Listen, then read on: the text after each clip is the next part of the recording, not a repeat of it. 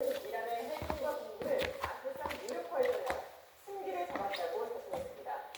이 이란 전쟁이 이스라엘에 끌려간 게 아니라 미국이 주도한 선제 타격이었음을 강조했습니다. 워싱턴에서 신민정 특파원이 보도합니다. 미 해군 유도미사일 구축하면서 순항미사일이 괴물과 위기에 불꽃을 뿜으며 잇따라 발사됩니다. 대이란 군사작전을 이끄는 미 중부사령부는 영상을 공개하며 영내 해상에서 반나절 가리지 않고 압도적인 화력을 쏟아부고 있다고 밝혔습니다. 또 이란 정권의 자폭 드론을 역풍하는 영상과 함께 수년간 중동에 위협이 되는 드론은 더 확보할 수 있는 수준이 아니라고 강조했습니다. 트럼프 대통령은 이런 대규모 공습으로 현재 이란의 군사력은 사실상 괴멸 수준이라고 강조했습니다. That is coming along, as you see very well. They have no navy, it's been knocked out. They have no air force, it's been knocked out.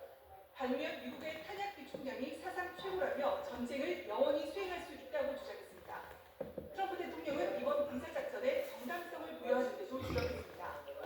이란이 먼저 미국을 공격하려 했다는 정보가 있었다며 우리가 하지 않았다면 그들이 먼저 공격했을 것이라고 주장했습니다. We were having negotiations with these lunatics, and it was my opinion that they were going to attack first. 일각에서 제기된 이스라엘의 흘려간 전쟁이라는 지적에 대해서도 오히려 자신이 이스라엘을 혐오했을 수도 있다며 미국 주도의 결단이었음을 분명히 했습니다. 포스트 하메네이 부상에 대해서는 이른바 베네수엘라 모델을 언급했습니다. 마두로 추출 뒤 이인자가 정권을 이어가다 친미 정책으로 전환한 사례를 들며 이란 내부에 있는 온건파 인사가 차기 지도자가 되길 바란다고 밝혔습니다.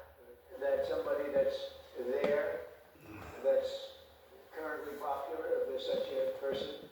But we have people like that. We have people that were more moderate. 심한 혼란이 초래될 수 있는 만큼 기존 정권 구성원 가운데 미국의 국가적인 무력이 미국에 유리할 수 있다는 인식을 표명한 것으로 보입니다. 앞서 이란 국민들에게 미군의 공격 종료 뒤 이란 정부를 장악하라고 촉구하는 것과는 다른 발언이어서 논란의 여지가 있다는 지적이 나오고 있습니다. 워싱턴에서 YTN 신민정입니다. 임박한 위협을 제거하기 위해 이란을 타격했다는 트럼프 대통령의 설명과는 달리 미 정부 당국은 이란의 선제 공격 준비 정황까지는 포착하지 못한 것으로 알려졌습니다. 여기에 공격 목표와 기간 등에 대한 트럼프 행정부의 설명도 며칠 사이 계속 바뀌면서 공습 명분에 대한 논란이 커지고 있습니다. 박준빈 기자가 보도합니다. 지난해 6월 이란 핵시설 공격으로 핵 프로그램 완전 파괴를 주장했던 트럼프 대통령. 하지만 국경연설에서 이란이 미국 본토에 도달할 대륙간 탄도미사일을 개발하고 있다고 주장하더니 지난달 28일 이란 공습 이후에 그 명분으로 이란의 핵 위협을 내세웠습니다. This terrorist regime can never have a nuclear weapon. I'll say it again. They can never have a nuclear weapon. 또 공격 직후 트럼프 행정부는 이란의 선제 공격 징후가 포착돼 공격에 나선 것이라고도 설명했습니다. 하지만 미 정보기관들은 이란이 향후 9년 동안은 이 본토에 도달할 미사일을 보유하지 못할 것으로 보고 있다고 미 ABC 방송이 보도했습니다. 국토안보부 역시 이란이 미 본토에 대규모 물리적 타격을 가할 가능성은 작다고 판단했다고 로이터 통신을 전했습니다. 모두 트럼프 행정부의 공식 설명과는 배치도입니다. 트럼프 대통령은 또 하메네이의 사망을 밝히면서 이란 국민이 나라를 찾을 절호의 기회라며 정권 교체까지 마무리 짓겠다는 의지를 표했습니다.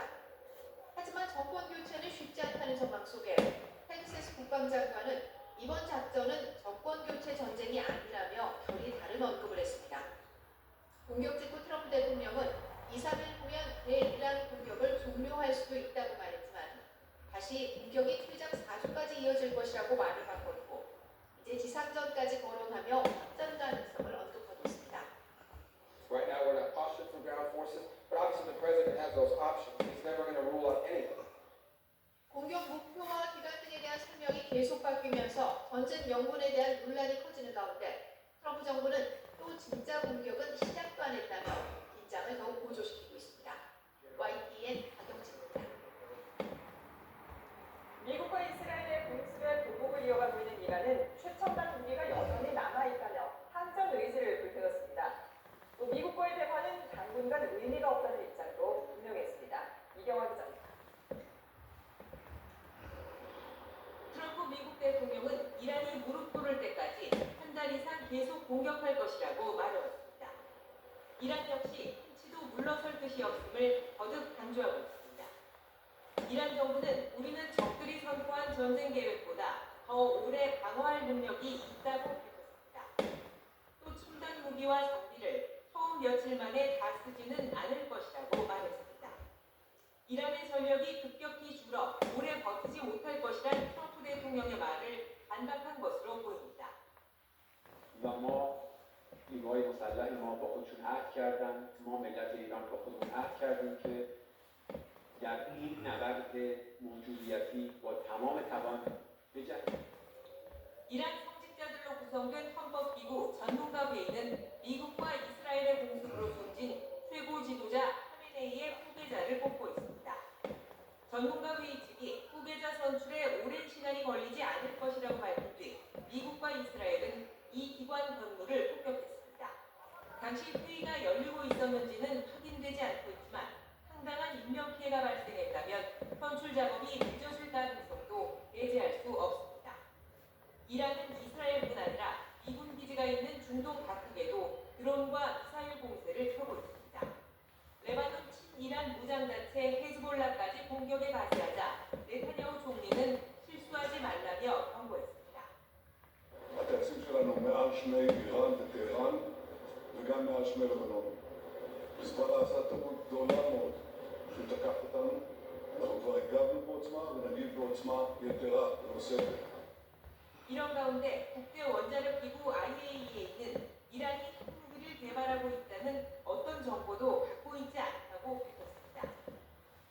We never had information indicating that there was a structured, systematic program to construct a nuclear weapon.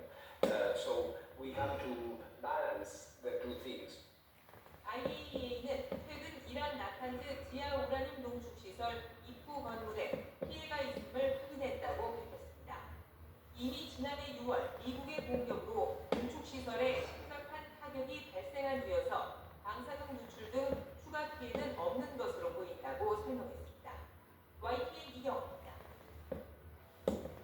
중동발 악재 코스피도 결국 무너졌습니다. 외국인 투자자의 투매에 7% 급락하며 6천선이 무너졌고 한 달 만에 매도 사이드카가 발표됐습니다. 원달러 환율은 20원 넘게 뛰어올랐습니다. 손효정 기자가 보도합니다. 사흘 연휴 동안 중동발 충격을 비켜갔던 코스피는 장을 시작하자마자 1% 넘게 밀렸습니다. 개인이 저가 매수에 나서면서 지수 하단을 받치는 듯했지만 외국인의 매도 공세가 거세지면서 3거래일 만에 6천선을 내줬습니다. 한때 선물 지수가 5% 급락하면서 자동 매도 주문을 멈추는 사이드카도 한 달 만에 다시 발동됐습니다. 장후반 내리폭은 더욱 커졌고 코스피는 7% 하락한 5,791포인트로 마감했습니다. 외국인의 5조 원 넘는 추매에 코스피는 하루 만에 450포인트 빠지며 역대 최대 하락폭을 기록했습니다. 전쟁 위협의 호르무즈 해협이 사실상 봉쇄되면서 방산과 정유주는 신고가를 기록한 반면 항공, 혈강 종목은 직격탄을 맞았습니다. 20만 전자와 100만 닉스가 무너지는 등 반도체, 자동차와 같은 주도 종목도 줄줄이 급락했습니다. 이란과의 문제점들이 발생을 하면서 이게 장기화될 가능성이 있겠구나라는 그런 매도가 나오고 그러면서 대형 주중 신문에서 물량이 많아진 거예요. 코스닥 지수는 잠깐 반등했다가 5% 가까이 떨어진 1137로 거래를 마쳤습니다. 지정학적 불확실성이 커지면서 이른바 한국형 공포지수인 코스피 200 변동성 지수도 6년 만에 최고 수준으로 치솟았습니다.